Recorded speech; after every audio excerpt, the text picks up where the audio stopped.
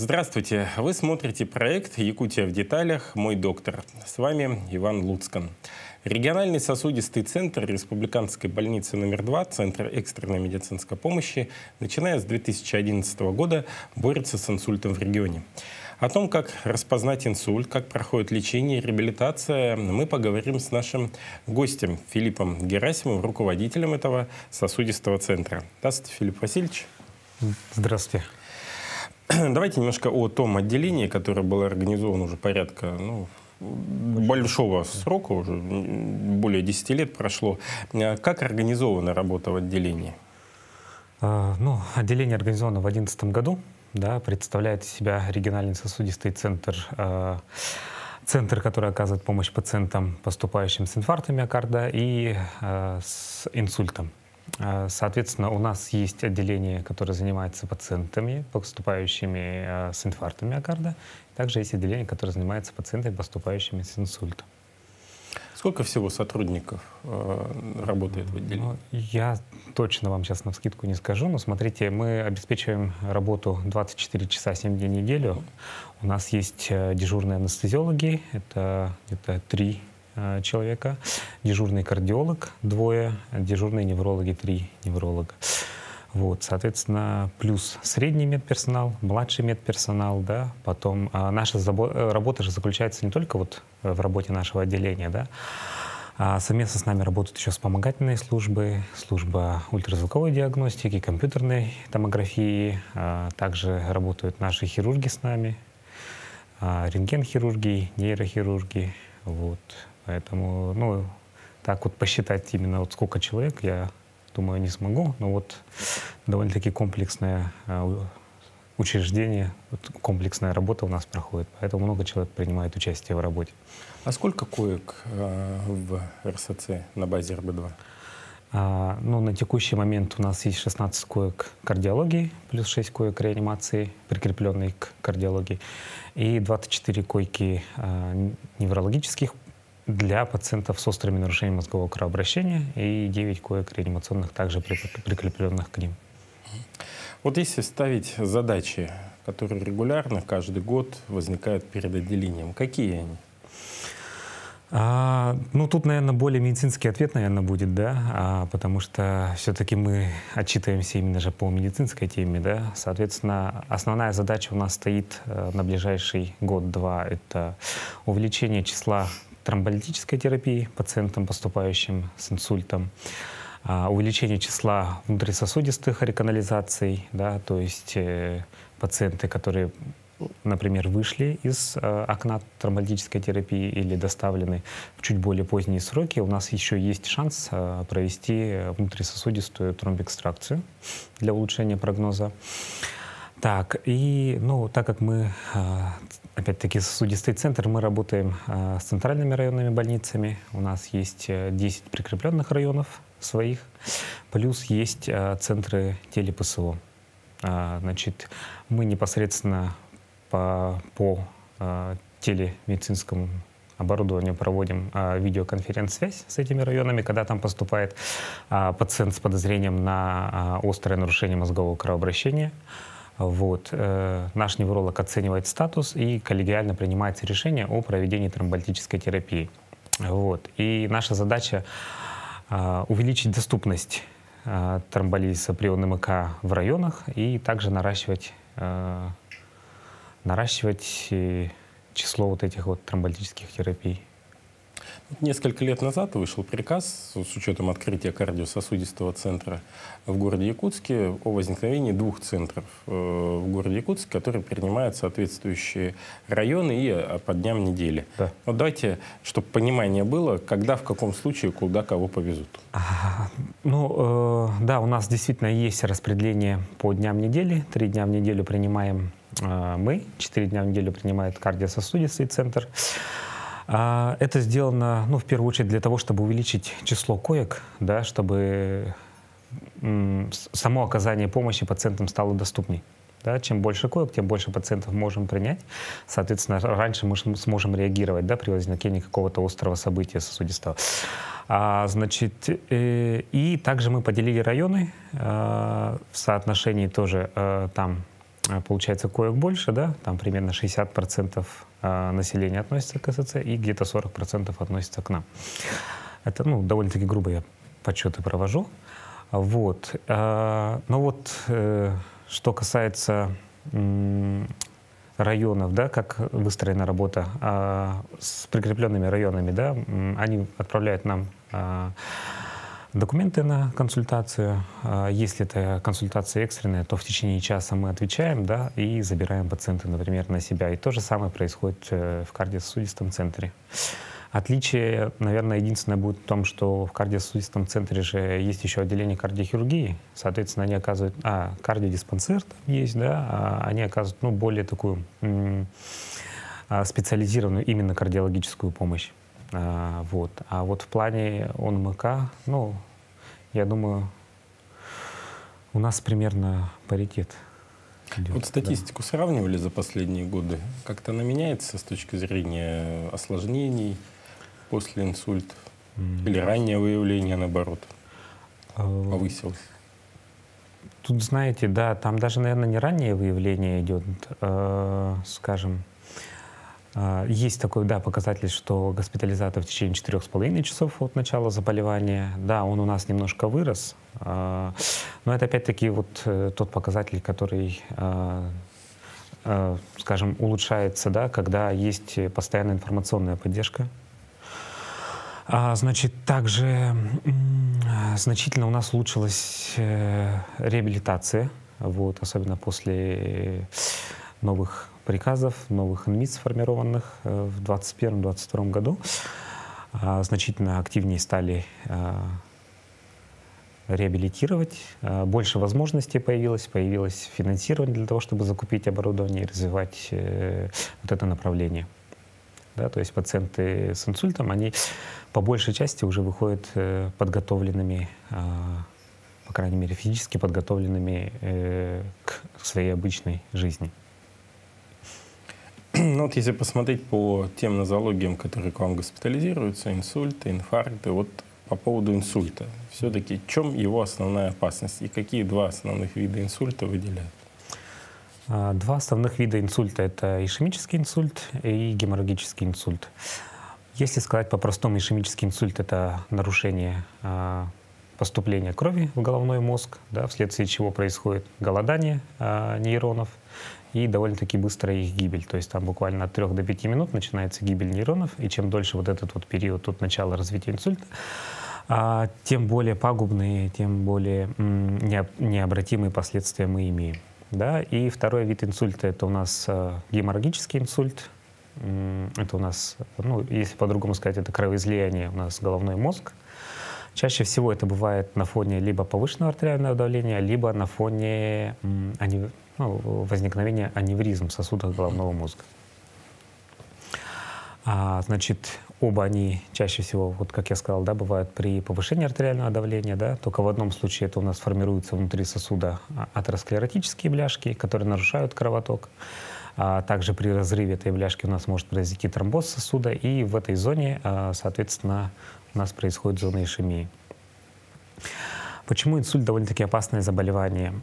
Потому что симптомы могут проявляться, скажем, очень постепенно. Они редко бывают с выраженным болевым синдромом. Чаще всего это, ну, бывает при геморрагическом инсульте обширном, когда происходит у нас сильная головная боль, потеря сознания, соответственно, сразу вызывают скорую. А вот при ишемическом инсульте ишемия у нас может быть начинаться потихонечку, особенно у возрастных пациентов на фоне повышения давления. Почему позднее обращение происходит? Да? Потому что, вот, например, вот по своему опыту скажу, да, у нас же пожилые бабушки, дедушки такие, что утром, например, встанут, что-то немножко беспокоит, скажут, сейчас мы разомнемся, да, немножко походим, там, например. И все будет хорошо. Все будет хорошо, да. А день проходит, ну ладно, завтра будет хорошо, да, второй проходит. Потом, например, ну, рука немеет или начинает неметь нога на следующий день, да, и только после этого бывает, что обращаются. Соответственно, у нас уже прошло времени более 24 часов, и лечение не то чтобы получить невозможно, да, лечение пациент получает, но мы не спасаем, да, те нейроны, которые могли бы спасти, если бы пациент обратился раньше. Вот. А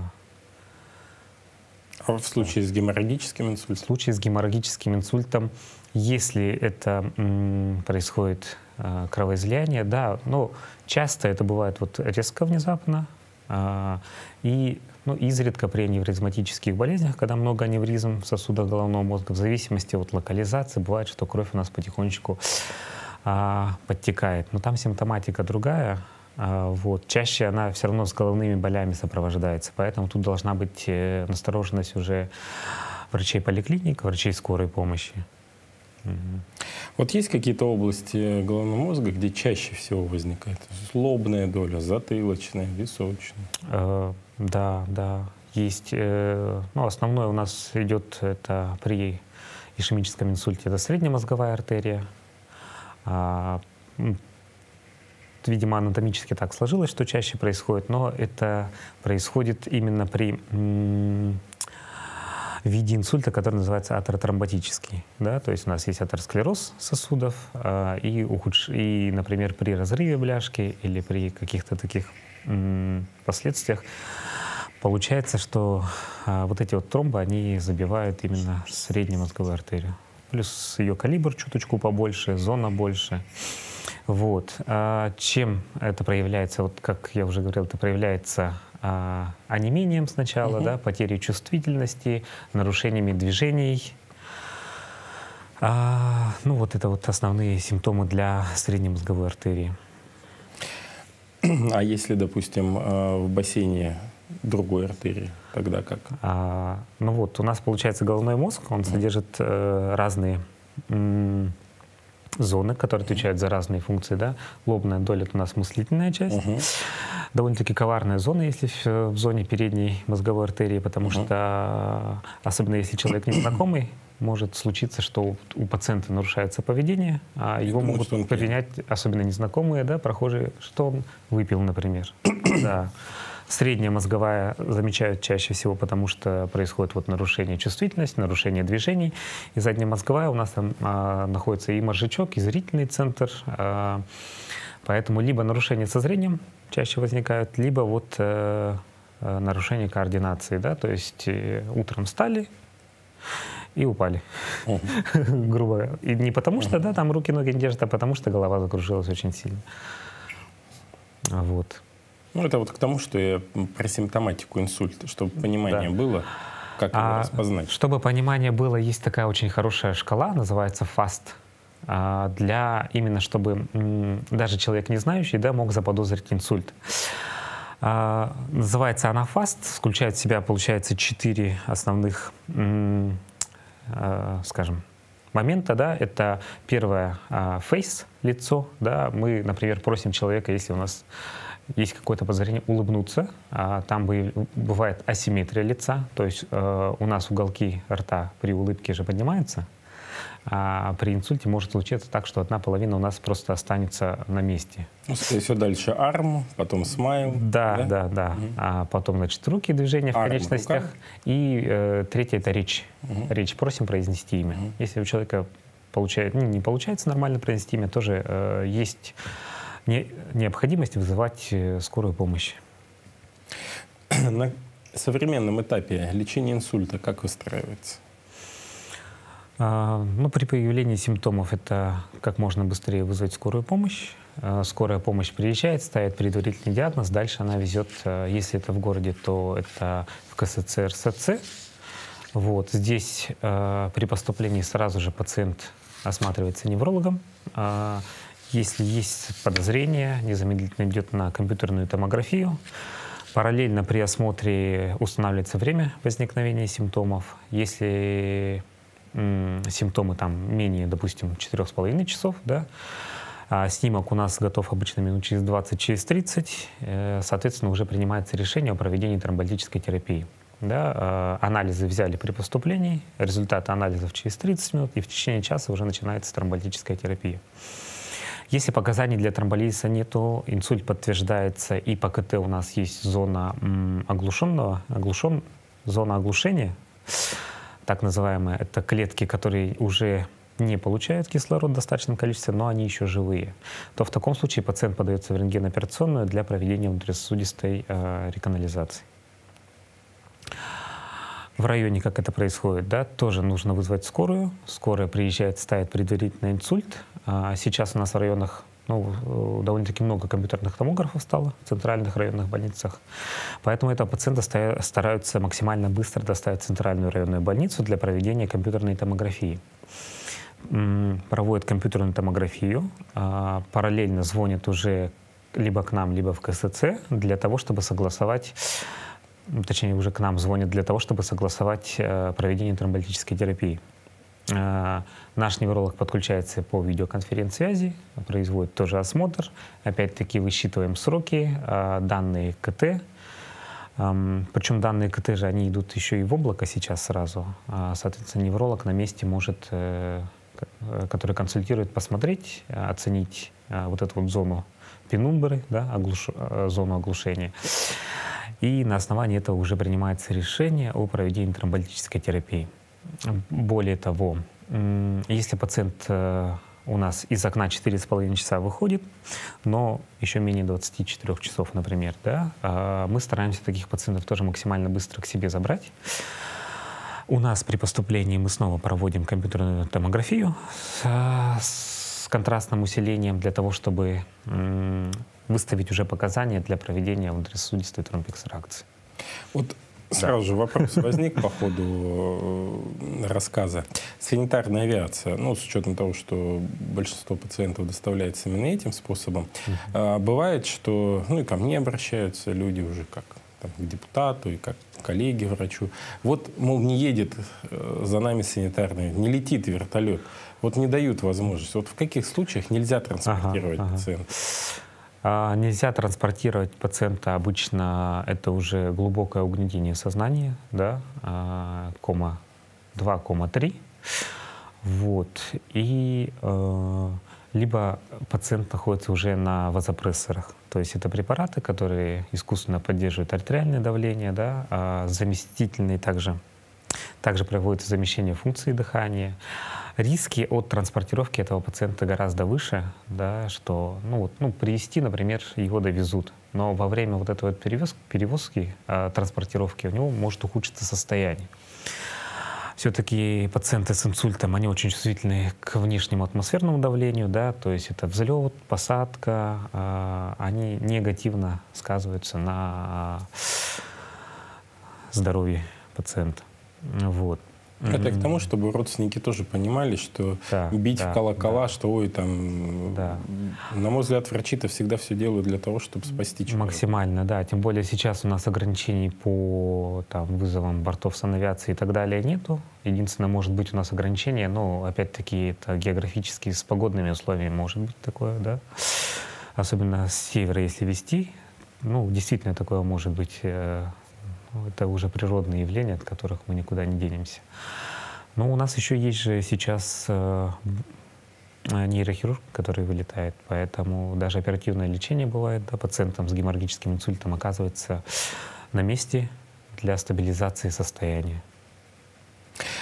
После перенесенного инсульта какие осложнения возникают у пациентов? Возможно, депрессивные состояния, отсутствие координации движений и так далее. После перенесенного, депрессивное состояние, это, да, довольно-таки серьезная, на мой взгляд, тема, да, потому что, даже если представить, да, что ты жил полноценной жизнью, потом после инсульта у тебя есть какие-то ограничения, да, несмотря на то, что, допустим, у тебя вроде руки, ноги на месте, да, но у тебя есть ограничения с движениями, с координацией движений. Это очень тяжело для пациентов. Мы поэтому буквально с первых дней у нас есть в штате психолог, который старается помочь. Опять-таки, да, все зависит от того, какой был инсульт, насколько он был обширный, через какое время пациент обратился за медицинской помощью. Возраст пациента тоже имеет немаловажное значение. Все-таки, и когда вам 95 лет, да, вы по дому ходили еле-еле, то там о реабилитации, конечно, ну, это будет тяжело для пациента в первую очередь. В то же время, если молодой человек, активный, он хочет, да, есть желание, то, соответственно, и реабилитация у него будет идти совсем по-другому. Вот. Одно дело, понятно, что когда нейроны у нас погибают, да, это все-таки не мышечные волокна, там нужно гораздо больше времени для того, чтобы сформировались новые нейронные связи. Там, ну, от 2-3 месяцев это только вот при небольшом инсульте, да, до нескольких лет при обширном инсульте может длиться восстановление. Так, надо, наверное, рассказать еще по поводу ухода за пациентами. Уход, да. Тема очень важная родственникам, как готовиться к уходу. Значит, ну, мы начинаем, например, готовить к социальной жизни. У нас есть вот, базовые предметы, да, учим буквально кушать, сидеть, самим себя обслуживать в первую очередь, чтобы снизить все-таки нагрузку на родственников. Плюс это помогает, активность помогает в профилактике вторичных осложнений, да, когда мы не двигаемся, у нас идет застой, у нас начинаются пролежни, у нас начинаются тромбоэмболические осложнения, да, соответственно, этим всем пациентам нужно во что бы то ни стало двигаться. И мы приучаем пациентов вот этим движением. Сейчас у нас еще есть в республике же реабилитационный центр на базе республиканской больницы номер 3. Вот, буквально недавно там мы были, смотрели. Там тоже очень хорошо социализируют пациентов, чтобы они могли себя обслуживать в первую очередь. Если дело касается пациентов с тяжелым инсультом, за которыми нужно следить, то тоже у нас мы обучаем родственников, да, какими базовыми моментами, на что обратить внимание, как кормить таких пациентов, чтобы не было у него ухудшения. Ну и, соответственно, куда обращаться, если возникают какие-то вопросы.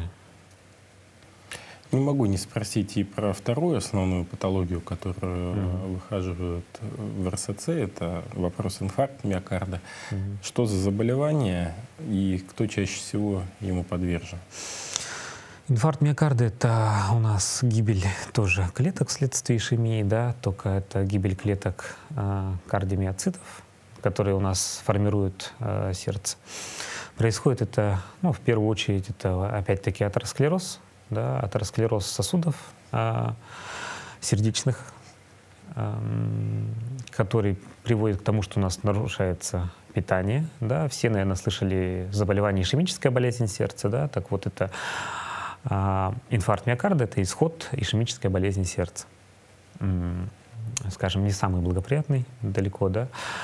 Значит, это чаще всего, ну вот возьмем усредненно, не будем брать казуистику, да, чаще всего это люди старше трудоспособного возраста или старшего трудоспособного возраста, чаще мужчины и чаще те, кто курит.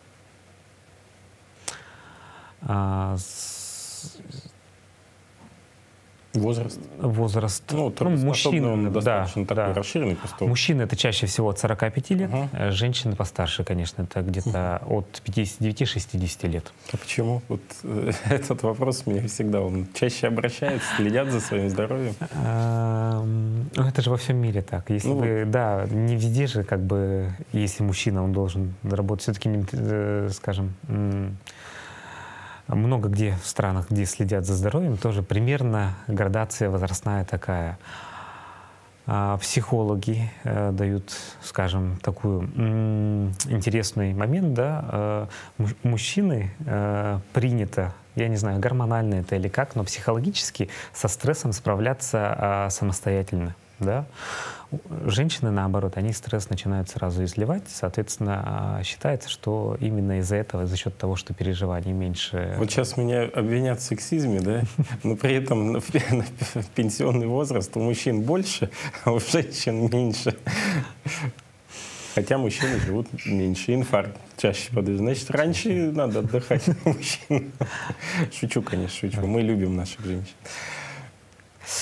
А вот по поводу женщин, да, в плане госпитализации. А у них-то, если мужчина курит, там, ну, ведет не совсем здоровый образ жизни, а женщина-то, там такая проблема. А у них-то почему инфаркт возникает? Гипертоническая болезнь у всех. Да, повышение артериального давления. То, что мы следим за повышением артериального давления, либо там принимаем лекарственные препараты нерегулярно, да, очень часто бывает, что давление повысилось, да, сегодня я приму таблеточку, завтра давление у нас хорошее, ну, зачем принимать? Но это на самом деле очень неправильный подход, потому что наш организм любит баланс, да, и если мы начинаем принимать какую-то гипотензивную терапию, то есть лечение для коррекции повышенного артериального давления, оно у нас должно идти уже пожизненно. То есть любой установленный диагноз гипертонической болезни означает, что лечение должно быть пожизненно. Для чего это необходимо? Для того, чтобы у нас организм не кидало, да, из одного стресса, да, то есть вот у нас стресс случился, мы приняли, у нас нормализовалось, организм у нас не привык к этому повышенному артериальному давлению, потом перестали принимать лекарственные препараты и снова стресс. То есть это постоянный повторяющийся стресс для организма, который негативно сказывается на сосудах, да, у нас вот начинается прорастать вот эти атеросклеротические бляшки сильнее, нарушается весь метаболизм, ну, нарушается обмен веществ весь, соответственно, и питание мы начинаем, да, чаще не следим за питанием и так далее. И вот все это в совокупности приводит к тому, что раньше начинается, наверное, инфаркт миокарда все-таки. Потому что раньше, вот я не знаю, я сейчас скажу, да, наверное, главное, чтобы никто меня неправильно не понял, да, потому что пациенты, вот кто никогда не принимал гипотензивной терапии, они все-таки обращаются чуточку позже, чем те, кто принимает симптоматически, да. Ну вот это... Но надо правильно понимать. Надо правильно принимать, да. Просто нету повышенного артериального давления, ну тогда, соответственно, ты позже и обратишься. Конечно, если ты на препаратах сидишь, да, ну у тебя все равно это заболевание. Все, уже, оно уже есть, от него никуда не деться, да, и нужно следить за этим. А не в плане того, что не надо пить таблетки. Конечно, конечно, все так. Ну и наследственный фактор тоже немаловажный. В спорте же говорят, например, да, успеха в спорте можно добиться, если 75% это генетики, да. Ну и тут же тоже, если как бы есть у вас здоровые родители, да, то с меньшей вероятностью у вас будут эти заболевания. И, соответственно, если у вас в семье есть вот эти заболевания, нужно как можно раньше начинать следить за своим здоровьем, ходить на диспансеризацию, сдавать анализы для того, чтобы раньше начать лечение и продлить свою жизнь. Вот задам сейчас вопрос, наверное, он такой наболевший, буквально просто вот езжу по районам республики, общаюсь с людьми, и они стали замечать. А люди обычно всегда наблюдательные в разных вопросах, и в том числе в области медицины. Говорят, слушай, вот за последнее время стали молодые люди часто погибать от болезней сердца. И они связывают это с энергетиком, за то, что они очень много часто употребляют вот этих напитков. Причем пьют их там не одну там, да, там, в месяц, да, а по 5 банок, допустим, за день могут выпить. Вот насколько взаимосвязь энергетиков и заболеваний сердца прослеживается, в том числе и в вашей работе? Да, действительно, у нас как бы поступали несколько таких пациентов. Сейчас я о них расскажу. Да? Давайте начнем с энергетика вообще. Да? Что из себя представляет энергетик? Ну, это довольно-таки такая серьезная смесь кофеина, таурина, да, которые мобилизуют наши внутренние органы, повышают нам давление. То есть это все препараты, которые повышают артериальное давление в первую очередь. Они также влияют на тонус сосудов, тонус артерий увеличивается, ну, скажем, тонус артерий увеличивается, у нас повышается давление. И это вот негативно сказывается на нас до той степени, что получается, вот у нас были пациенты с ишемическим инсультом, которые на фоне плохого сна и приема энергетиков, у них просто произошел спазм этих сосудов. Сосуды спазмировались, произошел инсульт.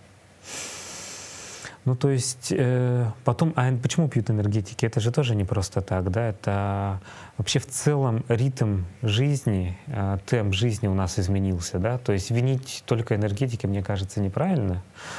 Это, скажем, если раньше мы ложились с закатом, вставали с восходом, да, то сейчас в зимнее время это сложно представить, мы встаем, потому что нам нужно на работу, до работы нужно добраться, в автобусе нужно потолкаться, в детсад отвезти, в школу сходить, потом всех собрать, обратно домой вернуться. Но это огромный стресс все-таки для организма, поэтому надо рассматривать в целом всю эту проблему, а не только там вот энергетики, они плохие. Ну, так не будет, так не работает. Но, тем не менее, прямое влияние у них есть. Есть. Особенно при превышении рекомендуемых дозировок. И опять-таки там везде написано «не для лиц, страдающих гипертонической болезнью». А смертельные случаи были? На моей памяти нет. На моей памяти нет, но есть косвенные моменты. Был смертельный случай один, по-моему. Но он до вас, возможно, не доехал. Он до нас не доехал, да, был такой момент. Там кто-то работал, по-моему, 3 суток подряд. Но опять-таки сон, плюс энергетики, там много факторов. Вот конкретно сказать я не могу. Ну, просто бывает, умирают там, патологоанатомическое вскрытие там, причина смерти там, а до вас он просто не доезжает. Ну, опять-таки, это нездоровье, все равно были какие-то предикторы заболеваний, скорее всего, либо уже какие-то заболевания были, поэтому просто от того, что мы выпьем баночку энергетика, ну, в теории никак плохо стать, конечно, не может, иначе бы их не продавали. Но опять-таки при превышении дозы, при наличии сопутствующих заболеваний, при плохой наследственности, все это может привести к печальному исходу. Я почему спросил, потому что все-таки по последним данным инфаркт молодеет. У себя это тоже обнаруживаете? В учреждении поступают ли люди моложе возраста? Поступают люди моложе, да. Тут тоже опять-таки есть... Наверное, можно разделить их на 2 основные причины, да? Точнее, на 2 основных типа. Это те пациенты, у которых уже есть атеросклероз в молодом возрасте, да? То есть там сосуды сужены, есть атеросклеротические бляшки и так далее. Это в первую очередь наследственность, так называемый антифосфолипидный синдром. И одна из причин — это вот у нас тромбоэмболические варианты, да, это вот при сильных стрессах, когда, казалось бы, нету еще ни гипертонии, ни каких-то там заболеваний выявленных, да, или не успели развиться у нас там ишемическая болезнь, гипертония еще рано по возрасту, может быть такое, что тромбоз внутри сосуда происходит. Причин опять-таки много, да. Вот стресс, мы уже говорили, энергетики, вот. Но так как это молодые пациенты, они очень плохо адаптированы к ишемии, и чаще всего вот такой вот тромбоз внутри сосуда, да, может привести к остановке сердечной деятельности. С точки зрения профилактики, диспансеризация насколько помогает в вашей работе? Ну, очень сильно на самом деле, да. Почему? Потому что диспансеризация же включает в себя, это же не просто там, допустим, пришел в поликлинику, да, сдал анализы, потом дождался результатов. Это же еще и, скажем, во-первых, это сознательность населения о том, что им нужно идти на диспансеризацию, да, потому что им нужно следить за своим здоровьем. А то, что постоянно об этом говорят, все равно так или иначе нами усваивается, ну, вообще всеми взрослым населением усваивается. Значит, потом во время диспансеризации при выявлении рисков объясняют, как нужно перестроить свой образ жизни для того, чтобы снизить риски возникновения, развития этих заболеваний. Ну и раннее, получается, выявление этих групп риска тоже помогает, да. А вот сезонность в отделении бывает? И наш климат как-то влияет? Или всегда, каждый раз одно? Нет, сезонность есть, да, но она... Я бы не сказал, что она прямо связана именно с каким-то определенным временем года, например, да, это больше связано с изменениями климатических условий в моменте. То есть большой перепад температур в течение короткого времени, да, перепад давления атмосферного, перепады влажности даже элементарно, они все вот это вот в совокупности приводят к тому, что в эти дни, да, действительно чаще поступают пациенты, чаще поступают тяжелые пациенты.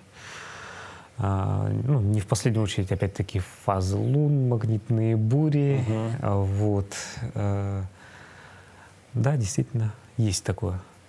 Ну, сезонность, опять-таки, вот за счет вот этих вот перепадов, изменения, да, они из-за именно температуры, например, низкой или высокой. Все же так.